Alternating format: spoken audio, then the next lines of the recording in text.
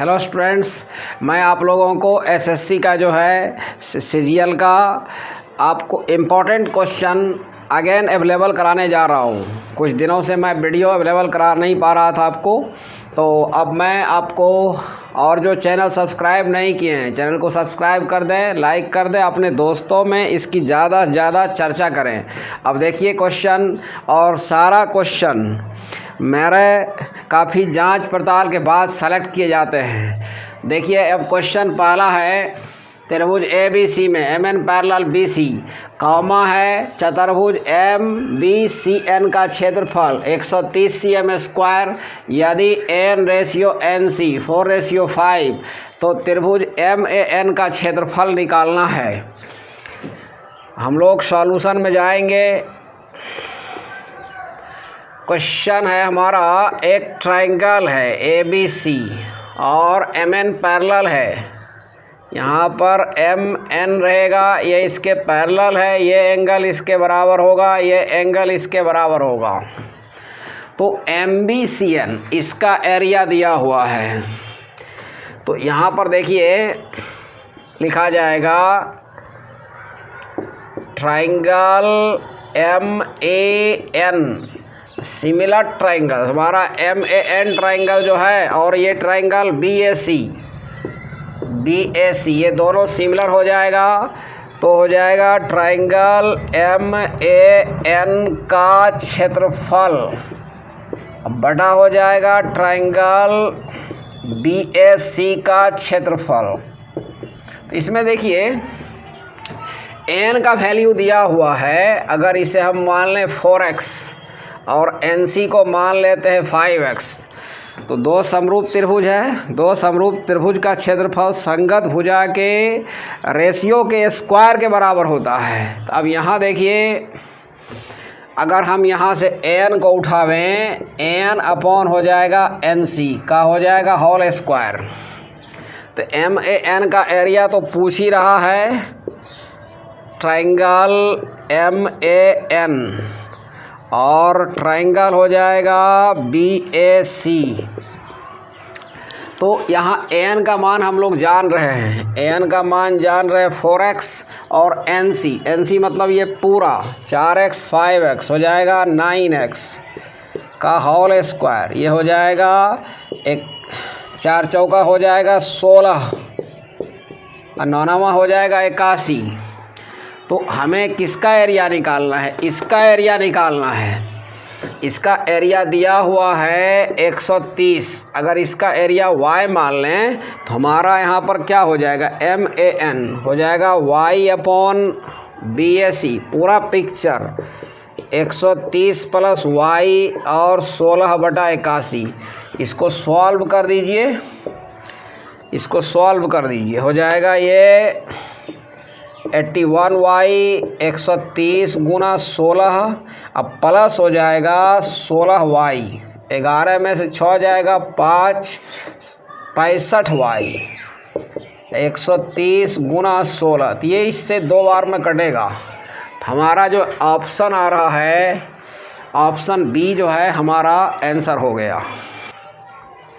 देखिए question number 2 है, यदि a plus B is equal to 45 degree, तो 10 इंटू 1 प्लस 10 है 4 डिग्री, और है इंटू 1 प्लस 10 41 डिग्री। इसका वैल्यू निकालना है। हम लोग ट्रिगो का कंसेप्ट से जानते हैं कि 1 प्लस 10a और 1 plus 10b is equal to 2 होता है। अगर a plus b, if a plus B is equal to 45 degree, तो आपको पूछा जा रहा है 10 इंटू 1 प्लस 10 4 डिग्री और 1 प्लस 10 41 डिग्री। यहाँ a का मान 4 आ रहा है, b का मान 41, 41 4 45, यहाँ हो जाएगा 10 गुना 2।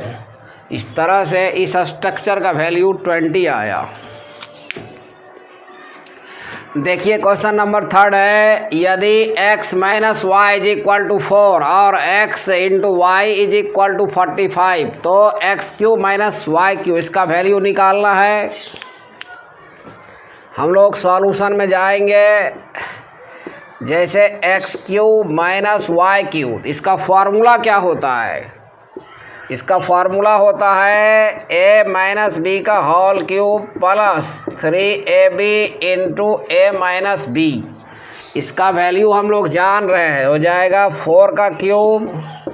इसका वैल्यू भी हम लोग जान रहे हैं, एक्स वाई का वैल्यू है 45 और इसका वैल्यू हम लोग जान रहे 4। आप 4 कॉमन ले लीजिए, यहाँ हो जाएगा 16। 4 कॉमन आया 45 या 135, 6 5 11, 3 1 4 1 5। इस तरह से 4 हो गया, 4 5 20, 4 का 4 2 6। हमारा ऑप्शन जो बी है वो करेक्ट है। देखिए क्वेश्चन नंबर 4 है, यदि त्रिभुज ABC में angle B is equal to 5 into angle C and angle A is equal to 3 into angle C, तो एंगल C का वैल्यू हमें निकालना है। हम लोग सॉल्यूशन में जाएंगे। जैसे ये हमारा ट्रायंगल हो गया, ये हमारा ट्रायंगल हो गया। ट्रायंगल का तीनों एंगल का सम कितना होता है? 180। तो हम लोग B का वैल्यू 5C देख रहे हैं, A का वैल्यू 3C। तो हम जो है, चूँकि C का भी मान चाहिए और C का फ्रीक्वेंसी ज़्यादा है, जिस टर्म का फ्रीक्वेंसी ज़्यादा रहता है उस फॉर्म में हम सवाल को क्या करते हैं, पूरा सिस्टम को, पूरा एक्सप्रेशन को कन्वर्ट कर देते हैं।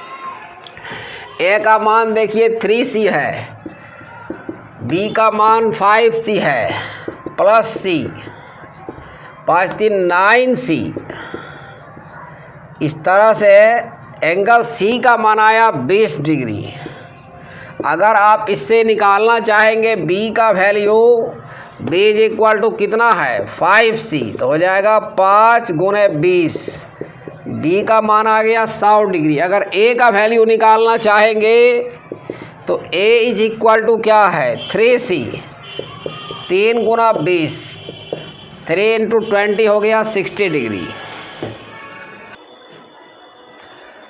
देखिए क्वेश्चन नंबर 5 है, जी कॉमा है ट्रायंगल ABC का केंद्रक है। यदि AG is equal to BC comma है तो एंगल BGC का वैल्यू निकालना है हमें। हम लोग अब सॉल्यूशन में जाएंगे। ये हमारा ट्रायंगल है, ये हमारा ट्रायंगल है और क्वेश्चन में दिया हुआ है AG is equal to BC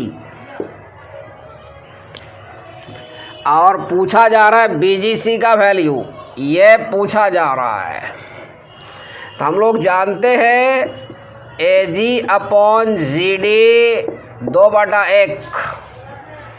तो अगर हम यहाँ दिया हुआ AG is equal to BC, हम लोग मान लेते हैं, लेट कर देते हैं, let BC is equal to 2।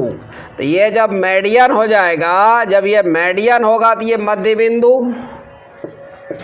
AD हो जाएगा मेडियन, चूँकि केंद्रक से जो लाइन क्रॉस करती है वह माध्यिका होती है।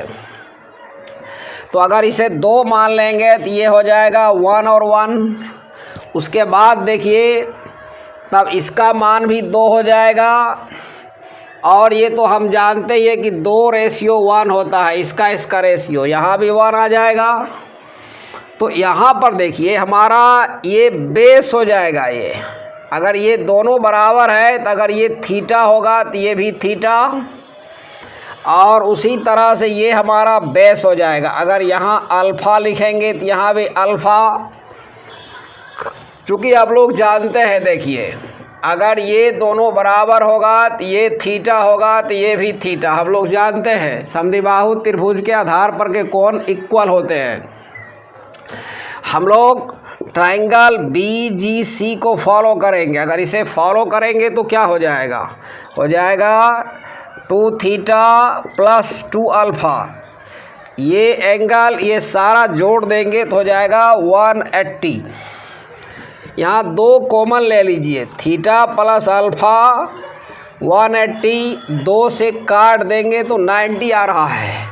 तो थीटा अल्फ़ा इसको कंबाइन करने से क्या आ जाएगा? Angle BGC is equal to 90 degree.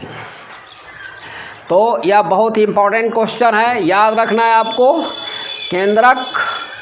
केंद्रक जो होता है, 2 माध्यिका जहाँ कटती है या तीनों माध्यिका उसे केंद्रक कहते हैं, और केंद्रक प्रत्येक माध्यिका को 2:1 में विभाजित करती है।